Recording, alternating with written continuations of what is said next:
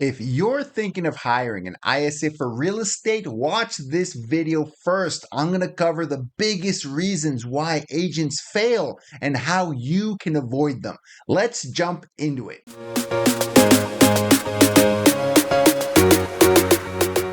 I'm Gus and I run Power ISA. We've been around since 2015 and have served over 2,500 real estate agents, helping them find ISAs.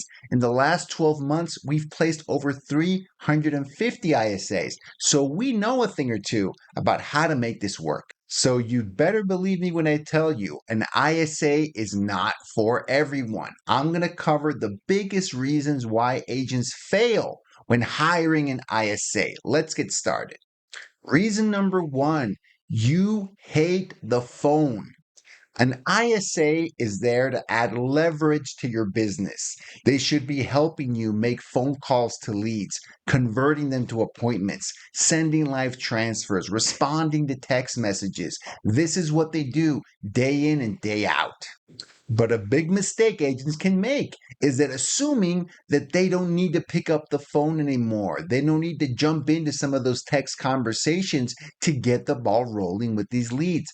Folks, nothing could be further from the truth. If you have a great ISA, chances are you're going to spend more time on the phone than ever before. The big difference, though, is you're going to be spending that time on higher value activities. You're going to be talking to only the most responsive leads, the highest quality leads. You're going to be moving the ball forward with them, following up with them, while your ISA handles all the other tasks that it takes to find those most qualified leads for you to talk to.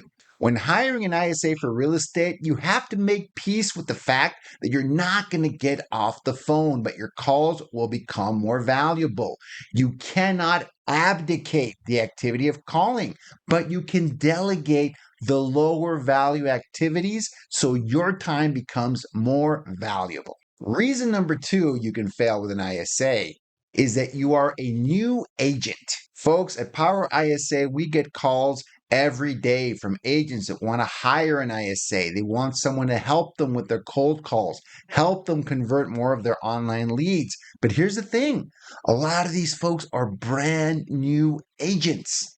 If you are a brand new agent that hasn't closed any deals or are still in your first year in real estate, chances are an ISA should not be the first person that you hire. There's a lot of things you got to focus on in your first year in real estate, mainly creating a sustainable business, getting deals closed every single month, building up your database, generating your first few solid lead sources. A lot of newer agents hear the term ISA and they just want some help figuring out what works. But folks, an ISA is not a solution to that problem. An ISA is a means to an end. If you don't have a solid business, adding an ISA is usually not the missing piece. Also, being honest, most new agents simply can't afford hiring staff yet. They should be focused on closing more deals, building a larger business that they then can add a team into. That's why we at Power ISA don't work with brand new agents. It's not the right time. We want them to be successful and build a business first before they start adding a bunch of leverage. The third reason you probably shouldn't hire an ISA yet is that you do not have a dependable lead generation system. Another reason you shouldn't hire an ISA is that you don't have a lead system that works. This can happen very frequently. An agent wants to start cold calling, and their first instinct is to hire an ISA for cold calling. Or an agent wants to generate internet leads and close deals, so they hire an ISA to call their internet leads. This isn't flawed per se, but there can be one big variable you're not taking into consideration. You don't know how to close deals from these lead sources. Ideally, you want to plug in an ISA into a lead generation system that already works, that you're already closing deals from. If you want help with cold calling, it's because you're already closing deals from cold calling. If you want to get help calling those internet leads, It's because you're already closing deals from them. An ISA adds leverage and makes your time more efficient in those lead sources. But when you don't know how to close them into actual transactions, an ISA might get you nowhere. You can get into a situation where it's the blind leading the blind. An ISA could actually be doing a very decent job, a good job, a great job. But if you don't know how to take those nurtures, those appointments, those live transfers from first contact all the way to the finish line, it's going to be a lot of wasted money and wasted effort. You have to have a lead generation system that you know works so that when the ISA is making calls on your behalf, you know what the good outcome looks like, and you can take those leads to the finish line on your own. In and of itself, this isn't an insurmountable obstacle, but just realize you have to solve two problems. You have to find a great ISA that can help you make calls and talk to more people. And second, you have to find a way to make this lead source work. You usually need some extra help.